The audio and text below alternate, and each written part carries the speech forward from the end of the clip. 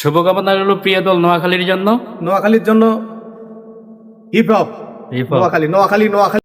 শোভন ভাই, হ্যাঁ, এবার বিপিএল 2025-এ আপনি কোন দলকে সাপোর্ট করতেছেন?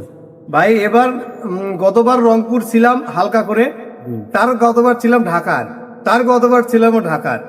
কিন্তু এবার 2025 এবং 26 সালে যে বিপিএল অনুষ্ঠিত হচ্ছে, আমি বরাবরই নোয়াখালীর পক্ষে আছি।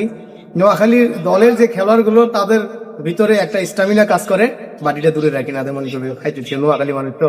আচ্ছা, এবার নোয়াখালী সাপোর্ট করার কারণ আছে তাদের দলীয় যে শৃঙ্খলাবোধ এবং তাদের ভিতরে যে পেশাদারিত্ব, সেটা আমাকে একের অবাক করছে, মুগ্ধ করছে। এবং প্লেয়ারগুলোর ভিতর একটা ইউনিটি আছে এবং একে অপরের প্রতি বিশ্বাস আছে তাদের। এই জন্য মূলত আমি নোয়াখালী সাপোর্ট করি ভাই, আর অন্য কোনো কারণ নাই। আর মানুষে নোয়াখালীর পক্ষে যদি সাপোর্ট ফেসবুকে পোস্ট করি, সামাজিক মাধ্যমে, আমাকে বলে যে বিয়ের সাথে আলাপ চলতেছে নাকি।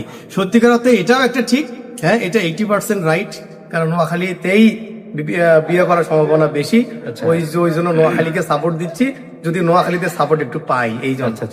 তাহলে কি আমরা নোয়াখালী বিভাগ চাইতে পারি? না, নোয়াখালী বিভাগ আমার চাওয়া দরকার নাই, নোয়াখালী জেলায় থাক, নোয়াখালী জেলায় থাক। নোয়াখালী একটা ঐতিহ্য, এবং যারা নোয়াখালীতে থাকে তারা সত্যিকার অর্থেই বুদ্ধিমান হয়, চালাক হয়, তারা মিতব্যয়ী হয়।